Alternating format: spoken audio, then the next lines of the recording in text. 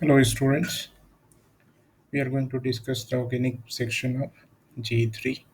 So in this section there are six topics: carboxylic acid derivatives, amines, diazonium salts, amino acids and protein. We'll go through these topics one by one. So first one is carboxylic acid. There is only one method of preparation mentioned in our syllabus. So we'll discuss the preparation part. But before that, what is the structure of carboxylic acid? It contains COOH group and it has acidic hydrogen. So that is why it is called acid. These are three most common carboxylic acid. Formic acid, which is also called methanoic acid in IUPAC nomenclature. This is acetic acid and this is benzoic acid. So preparation of carboxylic acid is from hydrolysis of ester. Ester is RCOOR. So this is ester. This is a derivative of carboxylic acid, RCOR. So when we hydrolyze esters, then we get carboxylic acid. So this hydrolysis can be performed in acidic as well as basic medium. So let us look at what is the difference between the acidic and basic mechanism and which one is better. So in acidic hydrolysis, obviously when we are saying that it is acidic hydrolysis, then it will be performed in acidic medium. So first of all, proton attacks this oxygen, and after protonation, you can see that this electron moves towards positively charged oxygen. Then there is a appearance of, or you can say that electron density at carbon gets further reduced on protonation, so there is higher positive charge on this carbon, and H2 attacks on this carbon to form this intermediate, which undergoes a kind of proton transfer. So here there is proton transfer. So on proton transfer, this hydrogen is transferred as H plus from H2 molecule to C2H5OH, and you get this intermediate, and then C2H5OH leaves. So there is a positive charge on oxygen, and by the loss of this H plus, this oxygen, this positive charge on oxygen will go away. So that is how we get carboxylic acid. But one important thing is here all the steps that we see here. Oh, I don't know why it has hanged. Wait a minute. Yes. So we can see that all the steps here are reversible. So what happens in a reversible reaction? That forward reaction as well as backward reactions are equally probable. So always when a reaction is reversible, then the yield of the reaction is not very high. So in acidic hydrolysis of ester, the yield is very poor. So this hydrolysis is not very good from synthetic point of view. That is, if we want to prepare carboxylic acid from ester, then acidic hydrolysis is not preferred path because of this reversibility of all the reactions. Now what happens in basic hydrolysis? Obviously, base will attack first. So OH minus will attack here. In CO, we know that carbon is positive center and oxygen is negative center. So OH minus will attack on the positive center. You get this intermediate, and this negative charge on oxygen pushes this C2H5O minus ion, and you get carboxylic acid. But here it is base. C2H5OH minus is base and it is acid. So obviously base will remove H plus from this acid, and we'll get CH3CO minus and C2H5OH. Now this is still a carboxylic acid, but it is in form of salt.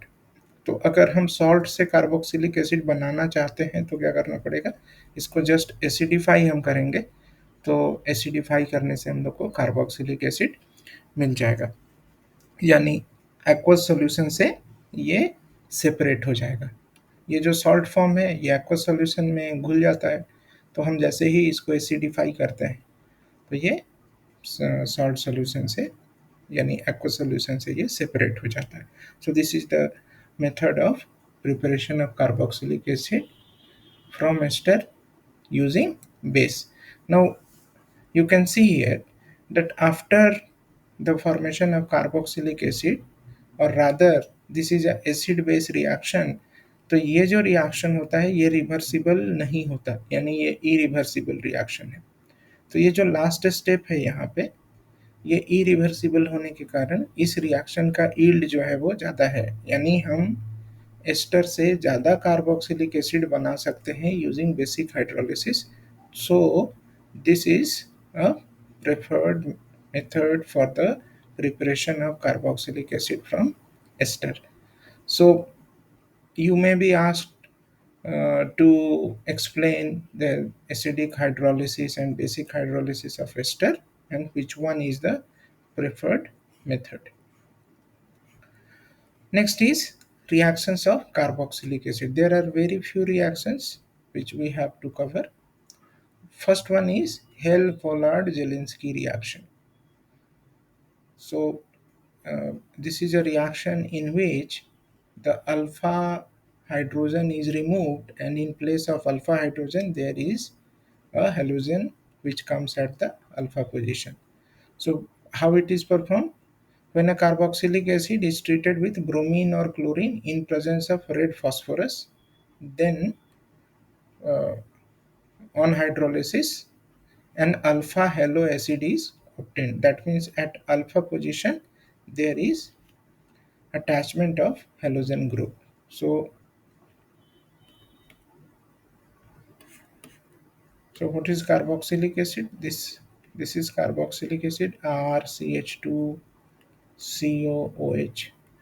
So this is the functional group part. ये जो है वो क्या है, ये पूरा functional group है। This is functional group. Functional group, तो फंक्शनल ग्रुप के जो बगल वाला कार्बन होता है तो ये क्या हो जाएगा, ये जो कार्बन है दिस इज अल्फा कार्बन। तो इस अल्फा कार्बन पे हम लोग को हेलोजन अटैच कर देना है। So that becomes the product of HBZ reaction.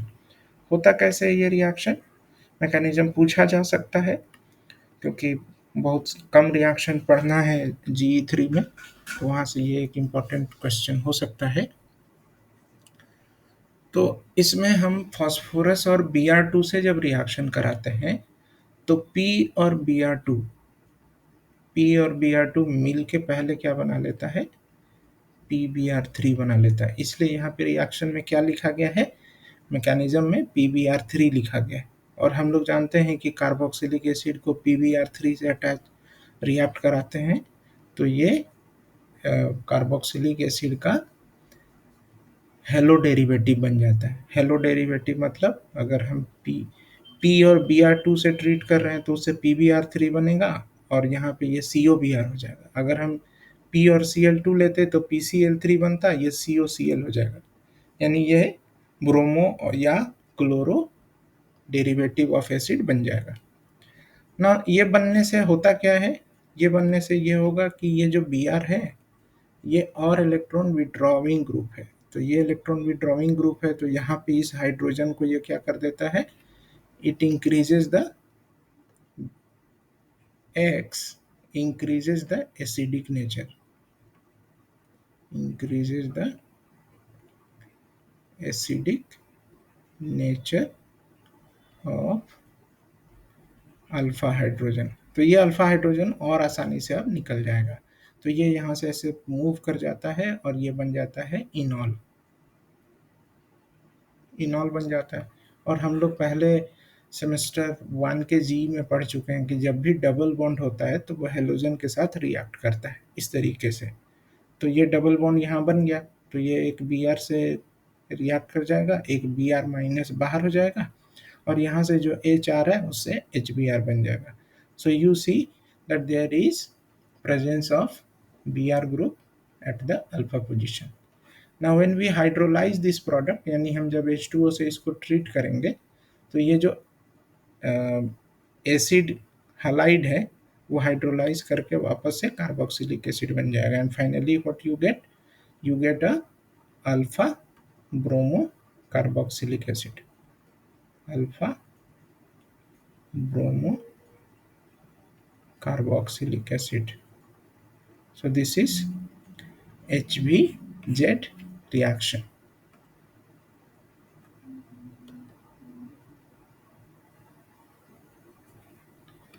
So next is carboxylic acid derivatives.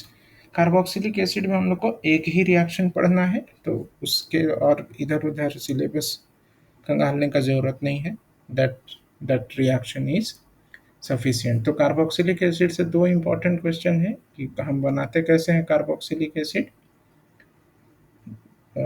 उसमें हम लोग दो दो रिएक्शन देखे and second one was HBZ reaction. तो वो दो क्वेश्चन वहाँ से इम्पोर्टेंट है। तो next is carboxylic acid derivative, यानी कार्बोक्सिलिक एसिड से हम क्या क्या डेरिवेटिव बना सकते हैं। तो अभी हम लोग देखे थे कि कार्बोक्सिलिक एसिड से एक डेरिवेटिव जो होता है वो एसिड डेरिवेटिव, एसिड हलाइड होता है, यानी एसिड क्लोराइड हो सकता है, एसिड ब्रोमाइड हो सकता है। हम लोग को सिर्फ एसिड क्लोराइड ही पढ़ना है। तो ये देखेंगे कि हम लोग कार्बोक्सिलिक एसिड से एसिड क्लोराइड कैसे बनाएंगे। Second, acid anhydride. Acid anhydride कैसे बनाते हैं वो आगे डिस्कस करेंगे। बट ये एनहाइड्राइड वर्ड का मतलब क्या होता है, it is devoid of water, यानी एनहाइड्रस का मतलब होता है विदाउट वाटर। तो कार्बोक्सिलिक एसिड, दो कार्बोक्सिलिक एसिड का मॉलिक्यूल से हम एक H2O मॉलिक्यूल बाहर कर देते हैं तो उससे बन जाता है acid anhydride. We will discuss how it forms when we will discuss about acid anhydride. Then ester, अभी अभी हम लोग देखे थे कि एस्टर से हम कार्बोक्सिलिक एसिड बनाते हैं और कार्बोक्सिलिक एसिड से हम एस्टर भी बना सकते हैं। The last one is amide. यहाँ पे OH के जगह पे अगर NH2 होता है तो दैट इज अमाइड। तो जनरल फार्मूला हम लोग कार्बोक्सिलिक एसिड डेरिवेटिव को कैसे लिखते हैं, इस तरीके से लिख सकते हैं RCOL, where L is Cl, OCOR, OR या NH2। Cl होता है तो ये एसिड क्लोराइड है, OCOR है तो एनहाइड्राइड है, OR है तो एस्टर है, NH2 है तो अमाइड है। अब यहाँ एक क्वेश्चन होगा कि ये जितने भी डेरिवेटिव्स होते हैं ये आपस में इंटर कन्वर्टिबल होते हैं, यानी एसिड क्लोराइड से हम एनहाइड्राइड भी बना सकते हैं, एनहाइड्राइड से एस्टर बना सकते हैं, एस्टर से अमाइड बना सकते हैं। तो यहाँ पे अगर ये सारे फंक्शनल ग्रुप आपस में इंटर कन्वर्टिबल हैं तो फिर ऐसा तो होगा, मान लो ऐसा है कि A से B में जा सकता है, B से भी A में जा सकता है, बट फिर भी ऐसा तो होगा ना कि A से B में जाना आसान है या B से A में जाना आसान है। तो A से B में या B से A में जो जाना, हम बोलेंगे कि कौन सा प्रोसेस ज़्यादा आसान है, उसको हम लोग क्या बोलते हैं, रिएक्टिविटी बोलते हैं। तो रिलेटिव रिएक्टिविटी क्या होगा आखिर इन सारे फंक्शनल ग्रुप का, कि अगर हम इन सारे फंक्शनल ग्रुप को किसी न्यूक्लियोफिलिक सब्स्टिट्यूशन के रेट से कंपेयर करें तो किसमें बहुत आसानी से न्यूक्लियोफिलिक सब्स्टिट्यूशन होगा और किसमें बहुत मुश्किल से न्यूक्लियोफिलिक सब्स्टिट्यूशन होगा, क्योंकि ये सारे डेरिवेटिव जो हैं एक दूसरे में कन्वर्टिबल कैसे हैं, by way of nucleophilic substitution. तो हम लोग को देखना पड़ेगा कि आखिर कौन सा डेरिवेटिव न्यूक्लियोफाइल के साथ कितना आसानी से रिएक्ट करता है। तो देखो यहाँ पे है क्या, इस मॉलिक्यूल में RCOL जब हम लोग लिख रहे हैं तो यहाँ पे कार्बन पे क्या है, कार्बन पे है पॉजिटिव चार्ज और ऑक्सीजन पे है नेगेटिव चार्ज। तो ऑब्वियसली न्यूक्लियोफाइल जब यहाँ पे न्यूक्लियोफाइल को पॉजिटिव चार्ज दिखेगा तो न्यूक्लियोफाइल इस पॉजिटिव चार्ज पे अटैक करेगा और यहाँ से L माइनस फिर निकल जाएगा. So this is a nucleophilic substitution very similar to that of alkyl halide, लेकिन बट यहाँ मैकेनिज्म जो होता है वो थोड़ा सा अलग हो जाता है. इसको हम लोग एडिशन एलिमिनेशन मैकेनिज्म बोलते हैं. Addition addition elimination mechanism.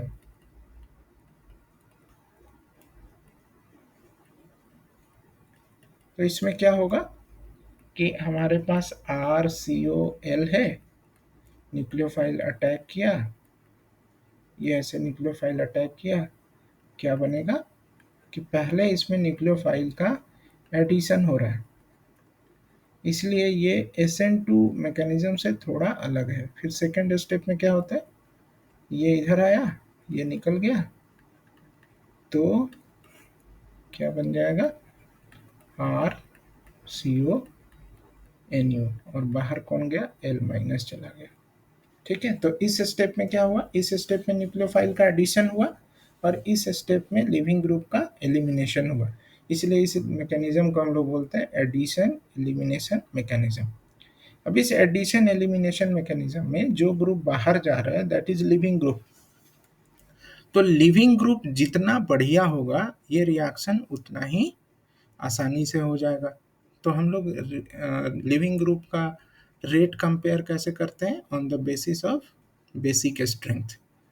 तो जो सबसे पुअर बेस होता है, एक रूल याद रखना है कि जो पुअर बेस होता है वो बढ़िया लिविंग ग्रुप होता है. तो यहाँ पे अगर हम लोग बेसिक स्ट्रेंथ देखें तो अमाइड तो बहुत स्ट्रॉन्ग बेस होता है. हम लोग G1 के लेक्चर में डिस्कस किए थे कि NH2 minus is a strong base and Cl minus, चूंकि इसका conjugate acid HCl acid stronger acid है तो उसका कंजुगेट बेस तो पुअर होगा, तो Cl minus is a weak base. तो अगर बेसिक स्ट्रेंथ का ये ऑर्डर है तो लिविंग ग्रुप, लिविंग टेंडेंसी क्या हो जाएगा, जो लिविंग ग्रुप का ऑर्डर होगा कि Cl माइनस सबसे बढ़िया लिविंग ग्रुप होगा, देन होगा RCO माइनस, RO माइनस और फिर NH2 माइनस. यानी RCOCl सबसे आसानी से न्यूक्लियोफिलिक सब्स्टिट्यूशन देगा, फिर एनहाइड्राइड देगा, फिर कार्बो, फिर एस्टर देगा और फिर अमाइड देगा. इसका मीनिंग क्या है कि हम इससे ये भी बना सकते हैं, यानी एसिड क्लोराइड से हम एसिड एनहाइड्राइड बना सकते हैं, इससे हम ये भी बना सकते हैं और इससे हम ये भी बना सकते हैं, क्योंकि ये सबसे ज़्यादा रिएक्टिव है ना. तो जो सबसे ज़्यादा रिएक्टिव है उससे हम ये तीनों बना सकते हैं. लेकिन चूंकि एनहाइड्राइड एसिड क्लोराइड से कम रिएक्टिव है, यानी हम ये उल्टा नहीं कर सकते, एसिड एनहाइड्राइड से हम एसिड क्लोराइड नहीं बना पाएंगे, लेकिन इससे हम ये बना पाएंगे और इससे हम ये भी बना पाएंगे. और लास्ट में क्या होगा कि एस्टर से हम अमाइड बना पाएंगे, लेकिन एसिड एस्टर से हम वापस एनहाइड्राइड नहीं बना पाएंगे. तो ये हो गया इनका रिलेटिव रिएक्टिविटी. ये क्वेश्चन इंपॉर्टेंट क्वेश्चन होता है कि explain the relative reactivity of acyl derivatives. एक क्वेश्चन यहाँ पे लिखा है, explain the relative reactivity of acyl derivative towards nucleophilic substitution.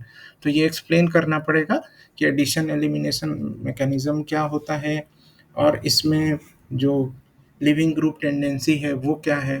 तो फिर हम अरेंज करते हैं in accordance of their reactivity. तो ये तो इसी से ये आंसर हो गया कि आखिर हम किस डेरिवेटिव से कौन सा डेरिवेटिव बना सकते हैं.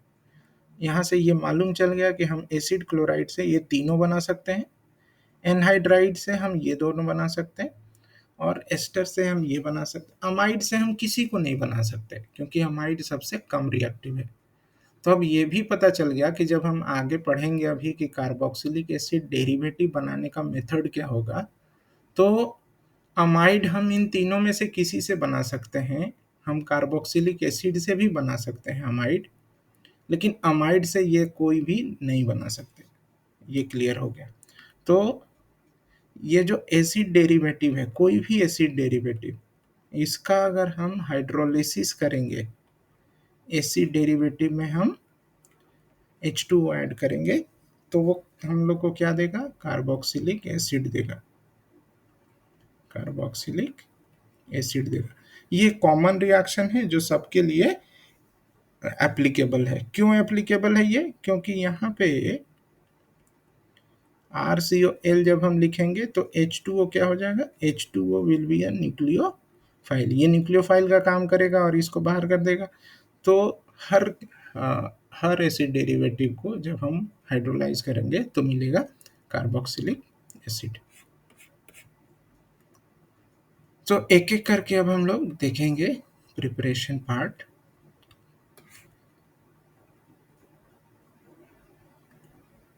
एक मिनट, शायद यहाँ और कुछ रह गया। हाँ, preparation and reactions of acid derivatives. तो पहला एसिड डेरिवेटिव है एसिड क्लोराइड। वो कहाँ से बनाना है, जो अल्कोहल में मेथड पढ़े थे कि अल्कोहल को हम PCl5 से ट्रीट करते हैं या SOCl2 से तो मिल जाता है अल्काइल क्लोराइड, वैसे ही अगर हम कार्बोक्सिलिक एसिड को PCl5 या SOCl2 से ट्रीट करेंगे तो मिल जाएगा एसिड क्लोराइड। ये complete the reaction type question में ये पूछा जा सकता है। रिएक्शन विथ वाटर, चूंकि ये एसिड डेरिवेटिव है और वाटर से ट्रीट करेंगे तो वापस क्या मिलेगा, कार्बोक्सिलिक एसिड ही मिलेगा। और जो रिमेनिंग पार्ट है वो यहाँ लिख देना है। रिमेनिंग पार्ट क्या होगा, यहाँ पे हमको CO तो पहले से है, कार्बोक्सिलिक एसिड बनाने के लिए OH जोड़ रहे हैं तो इसमें एक H बच गया और यहाँ से एक Cl बच गया तो वो HCl बन जाएगा। तो इस रिएक्शन में चूंकि ये HCl बनता है, एसिड बनता है, तो इस एसिड को कंज्यूम करने के लिए हम लोग यहाँ पे पिरिडीन भी यूज कर लेते हैं। ये पिरिडीन क्या होता है, पिरिडीन एक बेस है। यहाँ पे नाइट्रोजन पे लोन पेयर है ये, उसके कारण क्या है, ये एक बेस का काम करता है। तो हम यहाँ पिरिडीन यूजुअली यूज करते हैं। अगर हम अल्कोहल लेंगे तो एसिड क्लोराइड अल्कोहल से रिएक्ट करेगा। यहाँ पे न्यूक्लियोफाइल क्या है, यहाँ पे न्यूक्लियोफाइल OR है और HCl यहाँ से आगे निकल जाएगा तो ये बन जाएगा एस्टर। चूंकि हम लोग पढ़ चुके हैं कि कार्बोक्सिलिक एसिड डेरिवेटिव्स में एसिड क्लोराइड से हम सब बना सकते हैं। क्या क्या बना सकते हैं, एस्टर भी बना सकते हैं, एस्टर बना सकते हैं, अमाइड बना सकते हैं, एनहाइड्राइड बना सकते हैं। तो वही रिएक्शन हो जाएगा, इसमें अलग से कुछ नहीं याद रखने लायक है। वाटर के साथ तो ये क्लियर है कि कार्बोक्सिलिक एसिड बनाएगा और एसिड क्लोराइड से हम बाकी तीनों डेरिवेटिव बना सकते हैं। क्या क्या इस्तेमाल करने से, अगर अल्कोहल यूज करेंगे तो एस्टर, अमोनिया यूज करेंगे तो अमाइड, और अगर हम कार्बोक्सिलेट यानी यहाँ पे न्यूक्लियोफाइल RCO माइनस अगर यूज कर ले, sodium salt of carboxylic acid, तो उस केस में मिलेगा एनहाइड्राइड। नेक्स्ट है एनहाइड्राइड का प्रिपरेशन। तो यही एक एनहाइड्राइड का प्रिपरेशन हो गया कि अगर हम एसिड क्लोराइड लेंगे और सोडियम कार्बोक्सिलेट लेंगे तो एनहाइड्राइड बनेगा। सेकेंड मेथड क्या है, bye dehydration of carboxylic acid. अभी डिस्कस किए थे हम लोग कि होता क्या है एनहाइड्राइड, कि दो कार्बोक्सिलिक एसिड में से जब हम एक वाटर मॉलिक्यूल निकालते हैं, तो ये सपोज वाटर मॉलिक्यूल निकाल दिए, तो वाटर मॉलिक्यूल जब निकालते हैं तो वहाँ पे C double bond O linkage बन जाता है। इसी को हम एनहाइड्राइड लिंकेज बोलते हैं। तो यहाँ से यानी क्या हो रहा है कि एक H2O भी बन रहा है। उस H2O को रिमूव जो करता है उसको हम बोलते हैं डिहाइड्रेटिंग एजेंट। और P2O5 एक बहुत बढ़िया डिहाइड्रेटिंग एजेंट है। P2O5 इस H2O के साथ फॉस्फोरिक एसिड बना लेता है H3PO4, और हम लोग को एनहाइड्राइड मिल जाता है और फॉस्फोरिक एसिड मिल जाता है। हम कोई और दूसरा भी यूज कर सकते हैं dehydrating agent, like concentrated H2SO4। Concentrated H2SO4 में वाटर कम होता है तो ये क्या करता है, वाटर को एब्जॉर्ब कर लेता है। या हम यूज कर सकते हैं कैल्शियम ऑक्साइड भी, क्योंकि कैल्शियम ऑक्साइड वाटर के साथ रिएक्ट करके कैल्शियम हाइड्रोक्साइड बना लेता है। तो ये है preparation of anhydride. Next is reaction. Water के साथ तो सबका एक ही जैसा रिएक्शन है, कोई भी एसिड डेरिवेटिव को वाटर से ट्रीट करेंगे तो कार्बोक्सिलिक एसिड मिलेगा। नेक्स्ट है विथ अल्कोहल। तो एनहाइड्राइड से हम एस्टर बना सकते हैं। अभी पिछले पेज में हम लोग देखें कि एनहाइड्राइड से एस्टर बनाना है तो उसके लिए क्या करना पड़ेगा, एनहाइड्राइड को हम अल्कोहल से ट्रीट करेंगे।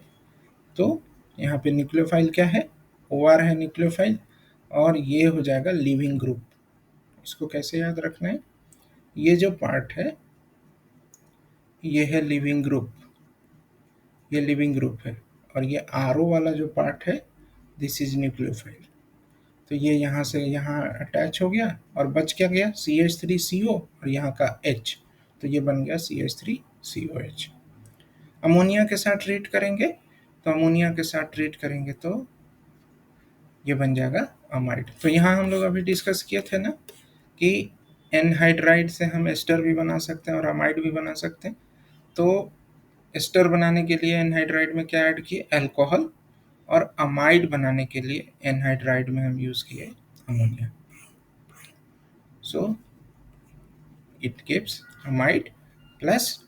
अब यहाँ पे देखो ये अलग से कुछ याद करने लायक नहीं है, यहाँ पे बना क्या है, ये अमोनियम सॉल्ट कैसे आया, अलग से कुछ याद करने लायक नहीं है। यहाँ से देखो ऊपर वाले रिएक्शन के जैसा ही यहाँ पे भी क्या बना होगा, एसिड बना होगा, लेकिन हम रिएक्शन किसके साथ करा रहे हैं, अमोनिया के साथ करा रहे हैं।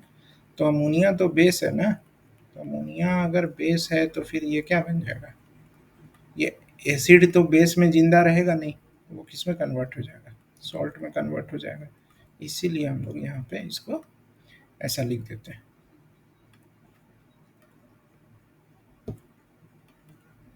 So next is ester. तो एस्टर हम लोग अभी पढ़े थे कि एस्टर का हाइड्रोलिसिस से कार्बोक्सिलिक एसिड मिलता है और अल्कोहल, तो उसका रिवर्स अगर करेंगे, कार्बोक्सिलिक एसिड में हम अल्कोहल ऐड करेंगे इन प्रेजेंस ऑफ एसिड तो मिलेगा ester. Similarly carboxyl carboxylic acid का ये क्लोराइड डेरिवेटिव है, यानी एसिड क्लोराइड है, उसमें हम अगर अल्कोहल ऐड कर रहे हैं इन प्रेजेंस ऑफ पिरिडीन, बताए पिरिडीन क्या करता है, जो HCl यहाँ बनता है उसको कंज्यूम कर लेता है, तो बन जाएगा एस्टर। या अगर हम अल्काइल हैलाइड लें और sodium salt of carboxylic acid, तो CH3CO माइनस Na प्लस, ये sodium salt of carboxylic acid है, यहाँ ये न्यूक्लियोफाइल है, RX पे अटैक किया तो बन गया ये एस्टर। तो यहाँ से क्वेश्चन हो सकता है कि give any two methods of preparation of ester, या two methods of preparation of anhydride और एसिड क्लोराइड। तो ये सारा दो बहुत सिंपल सिंपल रिएक्शन है, ये याद कर लेना। रिएक्शन में क्या होगा, हाइड्रोलिसिस करेंगे एस्टर का तो कार्बोक्सिलिक एसिड बनेगा, वो शुरुआत में पढ़ चुके हैं। अगर अमोनिया के साथ रिएक्शन कराएंगे तो बनेगा अमाइड, और यहाँ से देखो एक OR और यहाँ से H ले लो तो वो ROH बन जाएगा, यानी alcohol. So with ammonia ester reacts with ammonia to form amide plus alcohol. The last derivative is amide derivative. Amide derivative चूंकि सबसे लीस्ट है, उन चारों में से सबसे कम रिएक्टिव है, तो अमाइड डेरिवेटिव से हम वापस किसी दूसरे को नहीं बनाने वाले, यानी यहाँ बहुत लिमिटेड रिएक्शन होगा। सिर्फ एक हाइड्रोलिसिस रिएक्शन है अमाइड का, कि अमाइड को जब हम लोग बेसिक हाइड्रोलिसिस करते हैं तो RCO माइनस, यानी चूंकि बेसिक हाइड्रोलिसिस कर रहे हैं ना तो डायरेक्ट कार्बोक्सिलिक एसिड बनेगा, लेकिन वो किस फॉर्म में चला जाएगा, सॉल्ट फॉर्म में चला जाएगा। So we get salt form of carboxylic acid because of the basic medium, RCO minus plus ammonia gas बन जाएगा। बनाते कैसे हैं अमाइड, कार्बोक्सिलिक एसिड में अगर हम अमोनिया देंगे तो क्या होगा, अभी रिएक्शन डिस्कस किए थे हम लोग कि एसिड बेस के साथ रिएक्ट करके क्या बना लेता है, सोडियम सॉल्ट। उसको अगर हम हीट करते हैं तो यहाँ से H2O निकल जाता है और अमाइड बन जाएगा। सेकेंड है कि हम एसिड क्लोराइड में अमोनिया देंगे तो ये अमाइड देगा प्लस HCl बनेगा, जिसको पिरिडीन कंज्यूम कर लेगा और वो सॉल्ट फॉर्म में ले जाएगा उसको। सो this is the reaction of carboxylic acid derivatives. Next यहाँ पे कुछ इंपॉर्टेंट नेम रिएक्शन है, जिसमें एक है रिफॉर्मेट्स्की रिएक्शन। तो रिफॉर्मेट्स्की रिएक्शन में क्या होता है कि हम लोग लेते हैं अल्फा ब्रोमो एस्टर। HBZ में हम लोग क्या पढ़े थे कि अल्फा ब्रोमो या अल्फा क्लोरो एसिड बनता है, तो सिमिलर टू HBZ रिएक्शन, अगर हम किसी एस्टर को रिएक्ट कराते हैं हेलोजन के साथ तो ये बन जाता है अल्फा ब्रोमो एस्टर। लेकिन रिएक्शन शुरू यहीं से होता है, जो रिफॉर्मार्स की रिएक्शन है। इससे पहले ये बताने का जरूरत नहीं है कि एस्टर से कैसे बना अल्फा ब्रोमो एस्टर।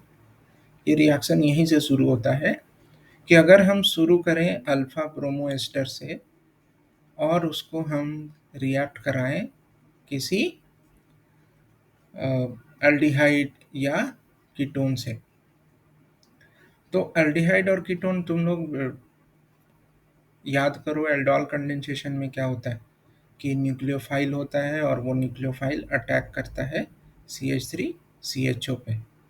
तो यहाँ पे वैसा ही कुछ रिएक्शन होता है कि हम पहले एक न्यूक्लियोफाइल बनाते हैं और वो न्यूक्लियोफाइल फिर अटैक करता है। मैकेनिज्म अभी डिस्कस करेंगे हम लोग। तो इस रिएक्शन में हो क्या रहा है, when an alpha bromo ester, हम लोग को एक एस्टर लेना है, उसके अल्फा पोजीशन पे एक Br लगा देना है, तो ये बन जाएगा alpha bromo ester. Is treated with an aldehyde और ketone in presence of zinc dust, यानी हम लोग को जिंक भी लेना है। Followed by hydrolysis in acidic medium produces beta hydroxy ester, यानी एस्टर में जहाँ पे Br लगा हुआ था उससे क्या अटैच कर देना है, यहाँ से CH3 CHO वाला पार्ट यहाँ पे ऐड कर देना है। कैसे होगा ये समझते हैं। तो हम लोग ले क्या रहे हैं, हम लोग ले रहे हैं एक अल्फा ब्रोमो एस्टर और उसके साथ ले रहे हैं जिंक डस्ट। तो देखो याद करो, केमिस्ट्री बहुत सिंपल है, याद करना भी बहुत आसान है कि Br में जब हम Mg लेते थे तो उससे क्या बन जाता था, RMgBr, जिसको हम क्या बोलते हैं, Grignard reagent. Grignard reagent G2 में पढ़े हम लोग। तो ग्रिग्नार्ड रिएजेंट में नेगेटिव पार्ट कौन होता है, ये होता है नेगेटिव पार्ट और ये होता है पॉजिटिव पार्ट। वैसे ही अगर हमारे पास है RBr और उसको हम जिंक से ट्रीट कर रहे हैं तो क्या बनेगा, RZnBr। यहाँ पे भी जिंक तो मेटल है ना, मैग्नीशियम के जैसा, तो यहाँ पे भी नेगेटिव किस पे रहेगा, R पे, और Zn पे क्या रहेगा, पॉजिटिव रहेगा। तो रिएक्शन वैसे ही होगा जैसे ग्रिग्नार्ड का होता है। तो जब हम जिंक से इसको रिएक्ट कराए तो ये क्या बना, ZnBr बना। अब ये जो ZnBr बना है उसमें देखो ये जो पार्ट है ये है नेगेटिव पार्ट और ये है पॉजिटिव पार्ट। तो इस नेगेटिव पार्ट को कहाँ ले जाना है, ये नेगेटिव पार्ट कहाँ अटैक करेगा, ये नेगेटिव पार्ट यहाँ अटैक करेगा कि नहीं, क्योंकि इस CO में पॉजिटिव सेंटर ये है, तो इस पॉजिटिव सेंटर पे ये नेगेटिव सेंटर आके अटैक किया और ये इधर ऐसे बॉन्ड खुल गया। तो ये जब O माइनस बना उस पे जाके ZnBr लग गया, तो ये हो गया। अब इसको हम सिर्फ हाइड्रोलाइज कर रहे हैं एसिडिक मीडियम में, तो हाइड्रोलिसिस होगा तो ये क्या होगा, ZnBr हट जाएगा, उसके जगह पे यहाँ क्या लग जाएगा, OH लग जाएगा। तो रिएक्शन याद करना बिल्कुल आसान है। क्या होता है इसमें कि हम अल्फा ब्रोमो एस्टर को ट्रीट करते हैं किसी एल्डिहाइड या कीटोन के साथ इन प्रेजेंस ऑफ जिंक। और सेकेंड स्टेप में क्या, benzene is the solvent here, benzene से कंफ्यूज नहीं होना, बेंजीन जस्ट एक सॉल्वेंट है। और सेकेंड स्टेप में हम क्या करते हैं, हाइड्रोलिसिस करते हैं। तो यहाँ से क्वेश्चन हो सकता है कि डिस्क्राइब रिफॉर्मेट्स की रिएक्शन और राइट शॉर्ट नोट्स ऑन रिफॉर्मेट्स की रिएक्शन। तो यहाँ पे एक आध एग्जाम्पल तुम लोग खुद से और जोड़ सकते हो कि कोई इधर कोई अल्काइल ग्रुप अलग कर दिए, या यहाँ पे चेंज कर सकते हो, यहाँ पे CH3 CHO के जगह पे CH3 CH2 CHO हो जाएगा, तो वो एक अलग एग्जाम्पल हो जाएगा। सो दिस इज रिफॉर्मेट्स की रिएक्शन। एक और रिएक्शन है सिलेबस में, पर्किन रिएक्शन, बट उसका मैकेनिज्म थोड़ा डिफिकल्ट है, तो वो तुम लोग से एक्सपेक्टेड नहीं है। पर्किन रिएक्शन का मैकेनिज्म इतना स्ट्रेट फॉरवर्ड नहीं है, एक दो रीअरेंजमेंट होता है उसमें, टिपिकल सा रीअरेंजमेंट, तो वो हम लोग डिस्कस नहीं कर रहे, बहुत इंपॉर्टेंट नहीं है। सो next is amines and diazonium salt. तो हम अमीन कैसे बनाते हैं, इसमें दो इम्पॉर्टेंट रिएक्शन है, ये दोनों ही बहुत इम्पॉर्टेंट है। जितना भी प्रिपरेशन हम लोग आज के लेक्चर में पढ़ रहे हैं वो सारा इम्पोर्टेंट है। तो गैब्रियल थैलिमाइड सिंथेसिस और हॉफमैन ब्रोमोमाइड ये दोनों ही बहुत इम्पोर्टेंट है for the preparation of amines. तो देखो इस गैब्रियल थैलिमाइड में नाम से ही पता चलता है कि शुरू कहाँ से होता है रिएक्शन, थैलिमाइड से होता है शुरू। अब इसके की स्टेप्स हैं कुछ, क्या क्या की स्टेप है। यहाँ देखो ये जो थैलिमाइड है उसमें यहाँ पे एक एसिडिक हाइड्रोजन है, ये जो हाइड्रोजन है ये एसिडिक हाइड्रोजन है। तो एसिडिक हाइड्रोजन को अगर हम रिमूव करना चाहते हैं तो KOH कोई बेस से ट्रीट करेंगे तो KOH क्या करेगा, इसको रिमूव कर देगा। तो यहाँ पे क्या बन जाएगा, N पे नेगेटिव चार्ज और K पे पॉजिटिव चार्ज। तो N पे जब नेगेटिव चार्ज आएगा तो वो क्या करेगा, इस पे अटैक करेगा, सीधा बात है। न्यूक्लियोफिलिक सब्स्टिट्यूशन होगा, तो न्यूक्लियोफिलिक सब्स्टिट्यूशन होगा तो KX निकल जाएगा और यहाँ ये NR बन जाएगा। यहाँ नेगेटिव चार्ज छूटा हुआ था, ऐड कर लेना, तो ये NR बन जाएगा। अब ये NR बनने के बाद देखो ये खुद से क्या लग रहा है कि ये CO CONH जैसा दिख रहा है, यानी ये एक तरह का अमाइड हम इसको कंसीडर कर सकते हैं। तो अमाइड का हाइड्रोलिसिस करेंगे, चूंकि ये दोनों तरफ से अमाइड है, इधर से भी अमाइड है इधर से भी अमाइड है, तो फिर जब हम इसका हाइड्रोलिसिस करेंगे, बेसिक हाइड्रोलिसिस, तो हमको दोनों तरफ से क्या मिल जाएगा, एसिड एसिड का सॉल्ट डेरिवेटिव मिल जाएगा और बाहर कौन हो जाएगा, यहाँ से RNH2 बन के बाहर हो जाएगा। तो की स्टेप क्या है कि हम पहले थैलिमाइड का स्ट्रक्चर याद रखेंगे कि थैलिमाइड होता क्या है। उसमें एक एसिडिक हाइड्रोजन है, इसीलिए बेस से ट्रीट करना पड़ेगा। बेस से ट्रीट करेंगे तो यहाँ पे नाइट्रोजन पे नेगेटिव चार्ज आ जाएगा। अब जैसा हम लोग को अमीन बनाना है उससे उसके हिसाब से हम RX यहाँ पे लेंगे। अगर सपोज हमको CH3NH2 बनाना है तो हम यहाँ CH3X लेंगे। अगर हमको CH3CH2NH2 बनाना है तो यहाँ हम CH3CH2X लेंगे। यानी हमारी मर्जी पे होगा कि हम यहाँ RX क्या लेते हैं। फिर ये बन जाएगा N अल्काइल थैलिमाइड, उसका हम हाइड्रोलिसिस करेंगे, basic hydrolysis, so that will give amine. Second है हॉफमैन ब्रोमामाइड रिएक्शन, यानी इसको हम हॉफमैन ब्रोमामाइड डिग्रेडेशन रिएक्शन भी बोलते हैं, क्योंकि इसमें हम एक कार्बन का नंबर कम करते हैं। कौन सा कार्बन का नंबर कम करते हैं, यहाँ देखो ये जो अमाइड है इसके नाम में ही छुपा हुआ है ब्रोमामाइड रिएक्शन, यानी अमाइड का ये रिएक्शन है through formation of bromo derivative. तो यहाँ जो ये वाला कार्बन है इसको हम सिर्फ अगर हटा दें तो क्या ये RNH2 नहीं रह जाएगा। तो अमाइड से अमीन बनाना है, सिर्फ हटाना किसको है, इसको हटा देना है, यानी हम एक तरीके से कार्बन का नंबर यहाँ घटा रहे हैं। इसीलिए इसका डिग्रेडेशन भी इसमें हम नाम जोड़ में ऐड कर सकते हैं, Hofmann bromamide degradation reaction.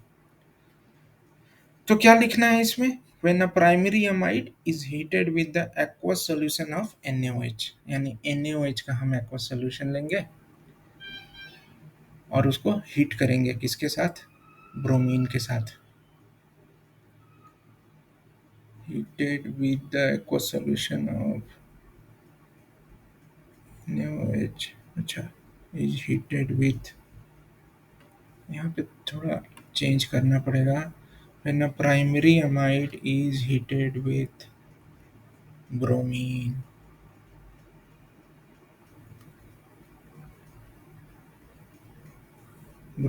in the aqueous solution of NaOH, a primary amine with one less carbon is produced। अब ठीक है, तो RCONH2 अमाइड है, उसको NaOH के साथ हीट कर रहे हैं और साथ में क्या ले रहे हैं, Br2 बन क्या रहा है, RNH2। ये जो कार्बन है वो कन्वर्ट हो जाता है इनटू कार्बोनेट, Na2CO3 में कन्वर्ट हो जाता है और साथ में बनता है, ये Br2 ले रहे हैं तो Br2 तो प्रोडक्ट में दिख नहीं रहा है, तो Br2 फाइनली किस में कन्वर्ट हो जाता है, NaBr में कन्वर्ट हो जाता है and with the formation of two water molecules. होता क्या रिएक्शन में, RCONH2 से हम जब OH माइनस, अगेन यहाँ पे क्या है, एक एसिडिक हाइड्रोजन है। अमाइड में भी यहाँ पे क्या होता है, एक एसिडिक हाइड्रोजन है, OH माइनस से ट्रीट करते हैं तो एसिडिक हाइड्रोजन निकल जाएगा, बन, बनेगा RCONH माइनस। अब वो क्या करता है, वो N माइनस यहाँ पे अटैक करेगा, एक Br इसके साथ रह जाएगा और एक Br माइनस अलग हो जाएगा, और ये बन जाएगा अमाइड का ब्रोमो डेरिवेटिव। तो ये क्या बन गया, ब्रोमामाइड। इसी के नाम के कारण नाम पड़ा है ब्रोमामाइड। अमाइड का ये क्या है, ब्रोमामाइड। अमाइड का ये ब्रोमीन डेरिवेटिव है। अब देखो, एक ब्रोमीन के आने से क्या बात हो गया, ब्रोमीन के आने से ये हुआ कि ये तो ब्रोमीन तो इलेक्ट्रॉन विड्रॉइंग ग्रुप है, ये और इलेक्ट्रॉन विड्रॉ कर रहा है। सीओ तो पहले से ही इलेक्ट्रॉन विड्रॉ कर रहा था, तो ये हाइड्रोजन और एसिडिक हो जाएगा, OH माइनस के साथ ये और आसानी से निकल जाएगा।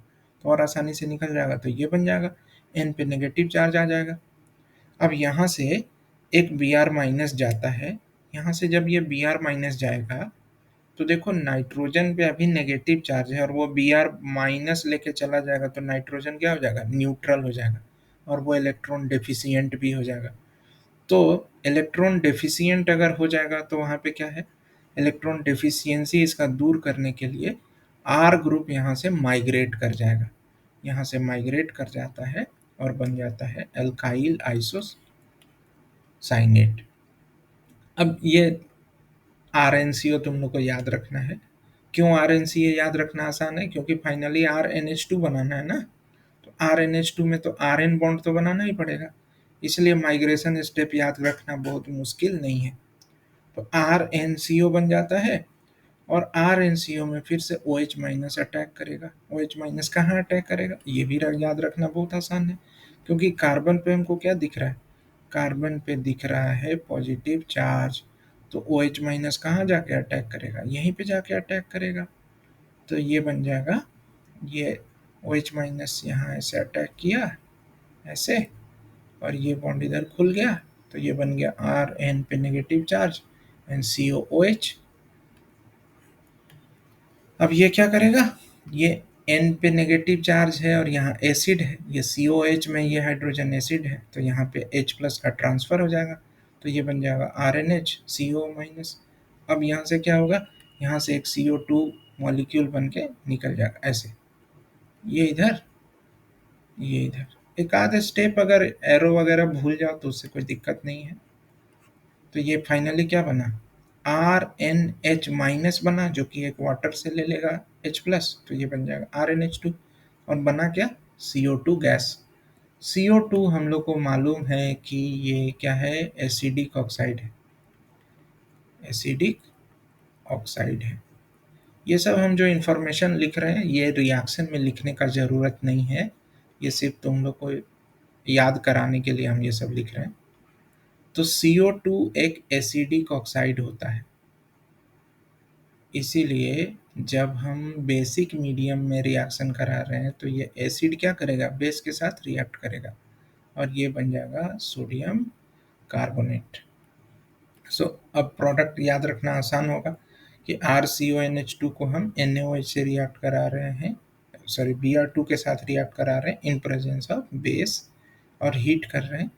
तो RNH2 रखना है RNH2, ये जो कार्बन CO पार्ट है इसको कन्वर्ट कर देना है कार्बोनेट में, और यहाँ से जो Br है, Br किस में कन्वर्ट हो जा रहा है, NaBr में, प्लस ये जो OH पार्ट है वो यहाँ से H लेके कन्वर्ट हो जा रहा है H2O में। So these two reactions are very important. और अमोनिया हम अमोनिया अमीन डेरिवेटिव कैसे बना सकते हैं, अमोनिया का रिएक्शन कराएंगे अल्काइल हैलाइड के साथ, तो सब्स्टिट्यूशन रिएक्शन से बनेगा ये, पहले RNH2 बनेगा, फिर से एक बार ये रिएक्ट करेगा RX के साथ, RNH2 फिर से एक बार RX के साथ रिएक्ट करेगा, एक बार और सब्स्टिट्यूशन होगा तो R2NH बनेगा, फिर से अगर एक बार रिएक्ट करेगा तो R3N बनेगा, और फिर से अगर ये एक बार RX के साथ रिएक्ट कर जाता है तो फाइनली ये बनता है R4N प्लस X माइनस। लेकिन चूंकि इस मेथड में मिक्सचर ऑफ प्रोडक्ट बनता है तो ये बहुत यूजफुल मेथड नहीं है। क्वेश्चन पूछा जाएगा कि अल्काइल हैलाइड से अमोनिया का रिएक्शन के साथ अगर हम अमीन बनाते हैं तो क्या वो बढ़िया मेथड है? तो वो बहुत बढ़िया मेथड नहीं है, क्योंकि इसमें हम लोग को मिक्सचर ऑफ प्रोडक्ट्स मिलता है। नेक्स्ट है शॉर्ट एंड बॉर्मन रिएक्शन। रिएक्शन हम लोग डिस्कस कर रहे हैं अमीन का, ये सारा इंपॉर्टेंट रिएक्शन है। शॉर्ट एंड बॉर्मन रिएक्शन क्या है? एसिड क्लोराइड में RNH2 ले रहे हैं। अभी कुछ देर पहले हम लोग डिस्कस किए थे कि एसिड क्लोराइड में जब अमोनिया लेते हैं तो अमाइड बनता है। तो अमीन लेंगे तो अभी भी ये अमाइड ही है, लेकिन ये कैसा अमाइड है? सब्स्टिट्यूटेड अमाइड है। अगर ये RCONH2 रहता तो अमाइड होता, लेकिन N के साथ एक R भी लगा हुआ है तो ये सब्स्टिट्यूटेड अमाइड है। इस रिएक्शन को हम लोग शॉर्ट एंड बॉर्मन रिएक्शन बोलते हैं। ये कंप्लीट द रिएक्शन में पूछा जा सकता है कि RCOCl को अगर हम RNH2 से रिएक्ट कराएंगे तो क्या होगा प्रोडक्ट। नेक्स्ट है कार्बाइल अमीन टेस्ट। इसको हम लोग 1 डिग्री अमीन का ये टेस्ट है। देखो 1 डिग्री अमीन किसको बोलते हैं? RNH2 जब होता है तो इसको हम 1 डिग्री अमीन बोलते हैं। और अगर R के साथ NH लगा हुआ और N पे और एक R ग्रुप लगा हुआ है तो ये 2 डिग्री अमीन हो जाता है। और अगर नाइट्रोजन के साथ 3 अल्काइल ग्रुप लग जाए तो ये 3 डिग्री अमीन होता है। तो हम 1 डिग्री अमीन को पहचानते कैसे हैं, उसके लिए ये टेस्ट है कि अगर हमारे पास कोई एलिफेटिक या एरोमेटिक प्राइमरी अमीन है और उसको हम हीट करते हैं क्लोरोफॉर्म के साथ in presence of a base like KOH, then foul smelling isocyanides are obtained। इसको हम लोग आइसोसाइनाइड टेस्ट भी बोल सकते हैं, क्योंकि आइसोसाइनाइड इसमें बनता है, या हम इसको कार्बाइल अमीन टेस्ट बोलते हैं। तो RNH2 के साथ किसको रिएक्ट कराना है? क्लोरोफॉर्म को इन प्रेजेंस ऑफ अ बेस। तो बनता क्या है? RNC। बाकी यहाँ से Cl और यहाँ से K मिलके KCl बन जाएगा, और यहाँ से OH और यहाँ से H मिलके H2O बन जाएगा। So this is carbylamine test. Next है रिएक्शंस ऑफ एनिलीन। एनिलीन क्या है? एक तरह का एरोमेटिक अमीन है। क्या ये कार्बाइलामिन टेस्ट देगा? हाँ देगा, क्योंकि ये 1 डिग्री अमीन है तो ये भी देगा। तो ये एरोमेटिक अमीन है। तो एरोमेटिक अमीन में क्या होगा? हम अगर जानते हैं कि कोई भी एरोमेटिक कंपाउंड है तो उसमें सब्स्टिट्यूशन रिएक्शन होता है, इलेक्ट्रोफिलिक सब्स्टिट्यूशन रिएक्शन। तो जब हम ब्रोमीन से रिएक्ट कराते हैं तो NH2 एक इलेक्ट्रॉन डोनेटिंग ग्रुप होता है। ये पढ़े होगे तुम लोग, रेजोनेंस भी ड्रॉ किए होगे +2 में, कि NH2 कैसा ग्रुप होता है? इलेक्ट्रॉन डोनेटिंग ग्रुप होता है। तो ये इलेक्ट्रॉन को डोनेट करता है और यहाँ पे ये ऐसे मूव करता है। तो ऑर्थो और पैरा पोजीशन पे क्या डेवलप हो जाता है? ऑर्थो और पैरा पोजीशन पे डेवलप हो जाता है नेगेटिव चार्ज। और ये इतना स्ट्रांगली एक्टिवेटिंग है कि जब हम इसका ब्रोमिनेशन कराते हैं तो तीनों जगह पे ब्रोमीन चला जाता है। अगेन कंप्लीट द रिएक्शन में क्वेश्चन आ सकता है कि हम एनिलीन को रिएक्ट कराते हैं ब्रोमीन के साथ तो क्या बनेगा। सेकेंड है नाइट्रेशन। तो देखो ये NH2 है। अगर NH2 है और हम नाइट्रेशन कराने के लिए क्या ले रहे हैं? एसिड ले रहे हैं ना। तो H+ जब आएगा तो क्या हो जाएगा? H+ देने से ये एनिलीनियम आयन बन जाता है NH3+। और ये क्या हो जाएगा? इलेक्ट्रॉन विड्रॉइंग ग्रुप हो जाएगा। इलेक्ट्रॉन विड्रॉइंग ग्रुप होता है तो ये कहाँ से इलेक्ट्रॉन विड्रॉ कर लेगा? ऑर्थो और पैरा पोजीशन से। तो यहाँ पे नाइट्रेशन जो है वो मेटा पोजीशन पे भी होने लगता है। तो देखो यहाँ पे क्या प्रोडक्ट बन रहा है? NH2 अभी बताए थे कि एक ऑर्थो पैरा डायरेक्टिंग ग्रुप है, लेकिन यहाँ पे ऑर्थो प्रोडक्ट तो बन रहा है लेकिन वो बहुत कम बन रहा है। पैरा प्रोडक्ट बन रहा है और मेटा प्रोडक्ट बन रहा है। तो मेटा प्रोडक्ट क्यों बन रहा है? Because of the formation of anilinium ion. Next है सल्फोनेशन, कि अगर हम एनिलीन को H2SO4 के साथ ट्रीट करते हैं एट हायर टेम्परेचर तो यहाँ से सल्फोनेशन हो जाता है। पैरा पोजीशन पे SO3H ग्रुप आ जाता है। लेकिन ये क्या है, एसिड और बेस दोनों इसी में मॉलिक्यूल में प्रेजेंट है। SO3H एसिडिक पार्ट है, NH2 बेसिक पार्ट है।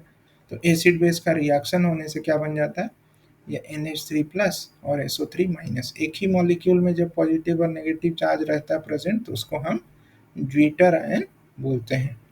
तो जब हम सल्फोनेशन करेंगे एनिलीन का तो फाइनली जो प्रोडक्ट हम लोग को मिलता है वो सॉल्ट फॉर्म में मिलता है।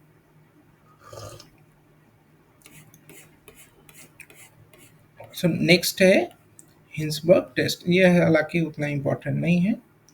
तो हिंसबर्ग टेस्ट में हम करते क्या हैं कि ये 1 डिग्री 2 डिग्री 3 डिग्री अमीन को टेस्ट करने का एक तरीका है। हम इसमें क्या करते हैं, एक कंपाउंड लेते हैं बेंजीन सल्फोनाइल क्लोराइड, यानी तीन जो हम लोग को बेस अमीन दिया जाएगा उसको तीन अलग अलग टेस्ट ट्यूब में हम लोग थोड़ा थोड़ा बांट लेते हैं और तीनों टेस्ट ट्यूब में हम उसको ऑब्जर्व करते हैं कि क्या हो रहा है। तो अगर मान लो 1 डिग्री अमीन है एक टेस्ट ट्यूब में, दूसरे में 2 डिग्री और तीसरे में 3 डिग्री अमीन ले रहे हैं एग्जाम्पल के तौर पे, कि अगर एक टेस्ट ट्यूब में 1 डिग्री ले लिए, दूसरे में 2 डिग्री, तीसरे में 3 डिग्री ले लिए अमीन, तो जब हम ये रिएक्शन कराएंगे तो होगा क्या, देखो हम जब 1 डिग्री अमीन को इसके साथ रिएक्ट करा रहे हैं तो ये बन रहा है compound RNH SO2 plus SO2 is attach to benzene ring. तो यहाँ पे क्या बचा हुआ है, यहाँ पे तो एसिडिक हाइड्रोजन बचा हुआ है। एसिडिक हाइड्रोजन बचा हुआ है तो KOH से ट्रीट करेंगे तो ये क्या बन जाएगा, सोल्यूबल या क्लियर सॉल्यूशन। तो जब पहली बार रिएक्शन होगा 1 डिग्री अमीन के साथ तो ये कंपाउंड बनेगा और KOH जब हम उसमें ऐड करेंगे तो क्लियर सॉल्यूशन हो जाएगा। 2 डिग्री अमीन में क्या होगा, 2 डिग्री में तो यहाँ आर NH के जगह पे यहाँ पे एक R ग्रुप ही रह जाएगा। तो उस केस में अगर हम KOH ऐड करेंगे तब भी सॉल्यूशन क्लियर नहीं होगा। और 3 डिग्री अमीन में क्या होगा, 3 डिग्री अमीन में तो यहाँ RNR है तो वो तो इसके साथ रिएक्ट ही नहीं करेगा। यानी अगर 3 डिग्री अमीन रहा तो उसमें फर्स्ट स्टेप ही नहीं होगा, 2 डिग्री अमीन रहा तो उसमें सेकेंड स्टेप नहीं होगा, और अगर 1 डिग्री अमीन रहा तो उसमें फर्स्ट स्टेप भी होगा और सेकेंड स्टेप भी होगा। और उसमें जब हम एसिड देते हैं तो वो फिर से ये वाटर सॉल्युबल रहता है बिकॉज ये सॉल्ट फॉर्म में है, और एसिड जब देंगे तो फिर से ये बन जाएगा जो कि इनसॉल्युबल हो जाता है। So by this way we can test whether the given amine is a 1 degree amine or 2 degree amine or a 3 degree amine। But ये डिस्क्राइब करना भी मुश्किल है थोड़ा सा, तुम लोग के लिए अंडरस्टैंडिंग के लिए भी मुश्किल है तीनों अमीन का रिएक्शन, ये उतना इम्पोर्टेंट नहीं होगा। So next topic is diazonium salt. Aryl halides topic में हम लोग डिस्कस कर चुके हैं कि एनिलीन को जब NaNO2 और HCl के साथ रिएक्ट कराते हैं हम लोग लोअर टेम्परेचर पे तो बनता है डाइजोनियम सॉल्ट। इसका कुछ इम्पॉर्टेंट रिएक्शन है। अगर हम डाइजोनियम सॉल्ट को H3PO2 के साथ रिएक्ट करते हैं तो यहाँ से क्या बन जाता है, बेंजीन बन जाता है, यानी ये क्या है, रिडक्शन है। अगर हम डाइजोनियम सॉल्ट को H3PO2 के साथ ट्रीट कर रहे हैं तो इसको ये रिड्यूस कर देता है और साथ में क्या बन जाएगा, N2 बन जाएगा और बन जाएगा HCl। और ये H3PO2 किसमें H3PO2 के साथ हम वाटर भी लेते हैं तो H3PO2 कन्वर्ट हो जाता है H3PO3 में। ये सब साइड रिएक्शन याद नहीं भी रहे तो एटलीस्ट ये याद रखना है कि अगर हम H3PO2 के साथ रिएक्ट कराते हैं तो बनता है आफ्टर रिडक्शन बेंजीन। नेक्स्ट है फिनॉल के साथ रिएक्शन। डाइजोनियम सॉल्ट को H2O के साथ हम वार्म करते हैं या वार्म H2O के साथ ट्रीट करते हैं तो बनता है फिनॉल। और थर्ड इंपॉर्टेंट रिएक्शन है डाई फॉर्मेशन, कि डाइजोनियम सॉल्ट को किसी भी एक ऐसे ग्रुप के साथ हम एक ऐसे कंपाउंड के साथ जिसमें एक इलेक्ट्रॉन डोनेटिंग ग्रुप लगा हुआ है, ये N के साथ CH3 जो है यानी ये अमीन हो गया ना, तो ये क्या है, इलेक्ट्रॉन डोनेटिंग ग्रुप। तो कोई भी एरोमेटिक रिंग जिसमें इलेक्ट्रॉन डोनेटिंग ग्रुप रहता है वो जब डाइजोनियम सॉल्ट के साथ रिएक्ट करता है तो ऐसा बन जाता है जिसको हम लोग बोलते हैं एजोडाई। ये जो ग्रुप है ये एजो ग्रुप है।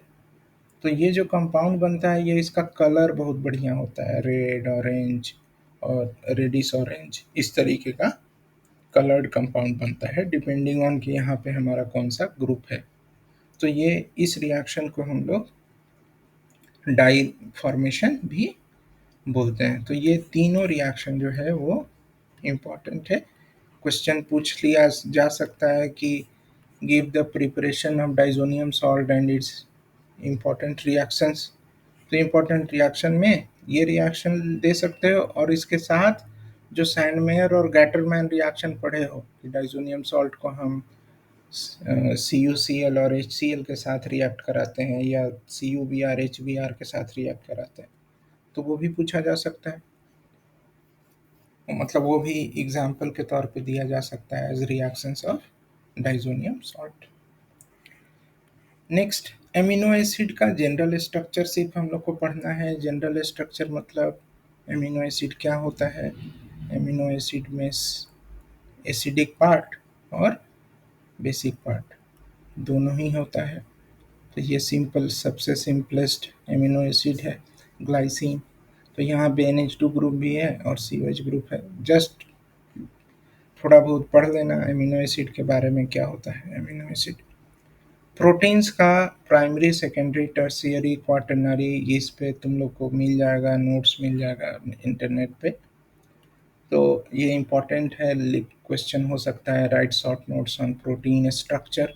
तो उसमें प्राइमरी सेकेंडरी टर्सरी और क्वाटरनरी स्ट्रक्चर डिस्क्राइब करना पड़ेगा। हम यहाँ पे डिस्क्राइब नहीं कर रहे हैं क्योंकि ये बहुत थ्योरेटिकल क्वेश्चन है। इसका आंसर तुम लोग को कहीं पे ही मिल जाएगा। तो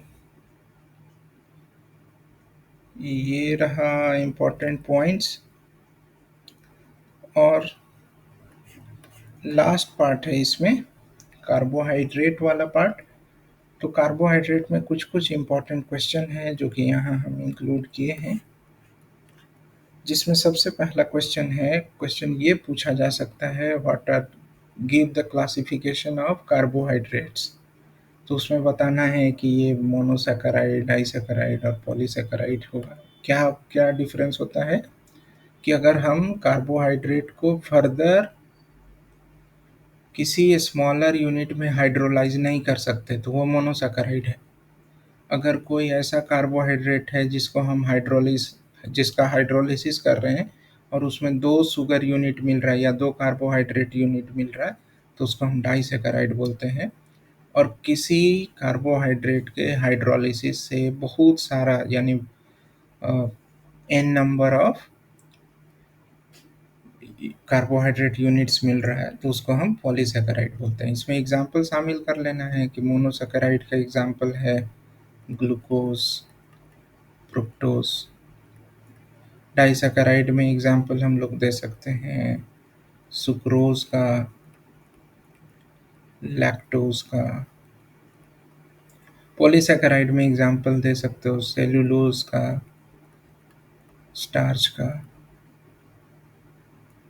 ठीक है, ये एक बात तुम लोग को खुद से पढ़ लेना है, what are monosaccharide, disaccharide and polysaccharide.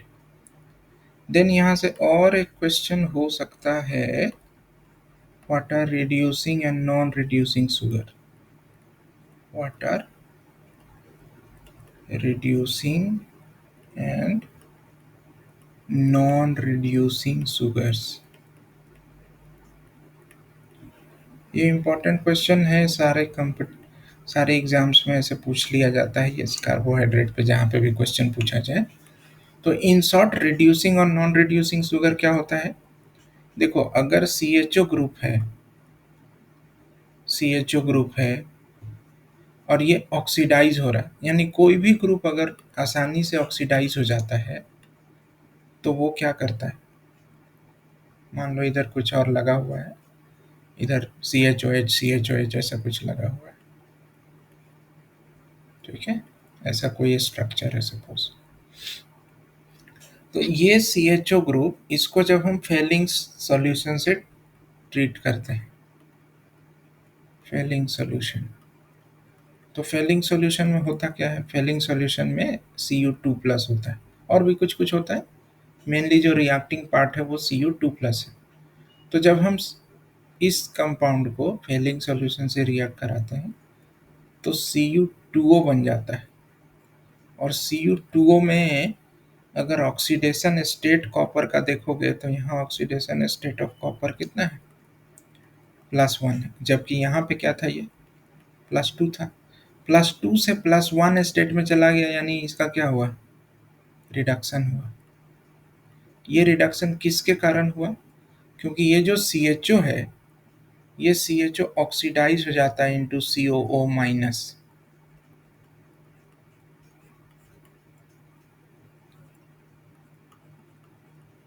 तो ये जो ऑक्सीडेशन हो जा रहा है, तो CHO का ऑक्सीडेशन हुआ और फेलिंग सॉल्यूशन का रिडक्शन हुआ, इसीलिए इस शुगर को क्या बोला जाएगा, रिड्यूसिंग शुगर। तो डेफिनेशन क्या होगा रिड्यूसिंग शुगर का, any sugar which can reduce the Fehling solution is called reducing sugar, and if a sugar cannot reduce a failing solution then that will be called a non reducing sugar। तो glucose जो है वो एक example है reducing sugar का, और sucrose जो normal हम लोग शुगर यूज करते हैं, sucrose is an example of non reducing sugar. So next यहाँ से क्वेश्चन होगा कि ग्लूकोज का ओपन चेन स्ट्रक्चर बता दो, तो ये ओपन चेन स्ट्रक्चर है ग्लूकोज का। एक उसमें से ये एक हेक्सोज होता है, यानी इसमें टोटल 6 कार्बन होता है, और इसमें एल्डिहाइड ग्रुप होता है, इसीलिए इसको हम लोग एल्डोहेक्सोज बोलते हैं, यानी इसमें एक एल्डिहाइड है और 6 कार्बन है।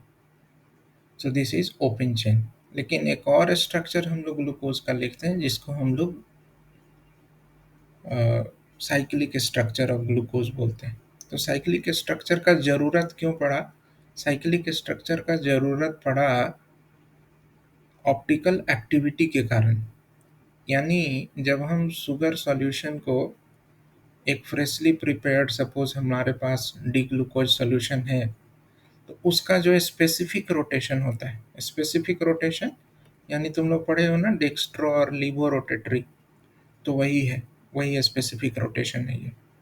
तो फ्रेशली प्रिपेयर्ड जब डी ग्लूकोज सॉल्यूशन हम लेते हैं तो उसका जो स्पेसिफिक रोटेशन होता है वो 112.2 डिग्री होता है, बट इसको हम अगर थोड़ी देर के लिए छोड़ दें तो उसका स्पेसिफिक रोटेशन घट के 52.5 डिग्री रह जाता है। तो ये जो इक्विलिब्रियम वैल्यू 52.5 डिग्री पे पहुंच जा रहा है, उसी को हम लोग बोलते हैं म्यूटा rotation. So this change in value of specific rotation is called mutarotation. अब अगर किसी का ऑप्टिकल एक्टिविटी बदल जा रहा है तो वो एक ही कारण से बदलेगा ना, ऑप्टिकल एक्टिविटी का रीजन क्या होता है कि हमारे पास कायरल सेंटर है। तो ऐसा जरूर हो रहा होगा कि हम जब ग्लूकोज सॉल्यूशन को पानी में डाल के छोड़ रहे हैं तो वहाँ कोई एक नया कायरल सेंटर डेवलप हो रहा है, और उस नए कायरल सेंटर के कारण स्पेसिफिक रोटेशन बदल जा रहा है। तो उसको एक्सप्लेन करने के लिए हम लोग क्या किए, हम लोग को इसका मदद लेना पड़ता है। एल्डिहाइड वाले टॉपिक में एक रिएक्शन हम लोग पढ़े थे कि aldehyde and ketones react with alcohol to form this hemi acetal. तो यहाँ पे भी ग्लूकोज में भी क्या है, ग्लूकोज में एक CHO ग्रुप तो है, तो वो इधर एक्सप्लेन किया गया है कि देखो यहाँ पे क्या है कि यहाँ एक CHO ग्रुप है और यहाँ पे एक OH ग्रुप है। तो ये क्या करेगा, अल्कोहल जो है वो इस CHO ग्रुप के साथ रिएक्ट करके एक नया स्टीरियो सेंटर बनाता है, और ये जो नया स्टीरियो सेंटर है उसमें OH ग्रुप प्लेन के ऊपर अगर रहा तो उसको हम बीटा फॉर्म बोलते हैं, और OH ग्रुप अगर प्लेन के नीचे रहा यानी इस OH के साइड में रहा तो ये अल्फा है, और इस OH के अपोजिट है तो ये बीटा है। तो ये जो नया स्टीरियो सेंटर डेवलप होता है इसको हम एनोमेरिक कार्बन बोलते हैं, और ये जो दोनों अल्फा फॉर्म और बीटा फॉर्म है इसको हम एनोमर बोलते हैं। तो अगर हम ग्लूकोज का ये सपोज हम अल्फा फॉर्म लें या बीटा फॉर्म लें, दोनों में से कोई एक फॉर्म लें और उसको हम पानी में डाल के छोड़ दें, तो वो क्या होता है, चाहे हम अल्फा फॉर्म से शुरू करें या बीटा फॉर्म से शुरू करें, बीटा फॉर्म इसमें जाएगा यानी एक ओपन चेन फॉर्म में जाएगा, उससे अल्फा बन जाएगा। या अगर हम अल्फा से शुरू कर रहे हैं तो इसमें जाएगा और उससे फिर बीटा भी बन जाएगा। और हमेशा हर हालत में चाहे हम अल्फा से शुरू करें या बीटा फॉर्म से शुरू करें, अल्टीमेटली जो इक्विलिब्रियम मिक्सचर में अल्फा और बीटा फॉर्म का जो कंपोजिशन होगा वो एक जैसा होता है। इसी को हम क्या बोलते हैं, म्यूटा रोटेशन बोलते हैं।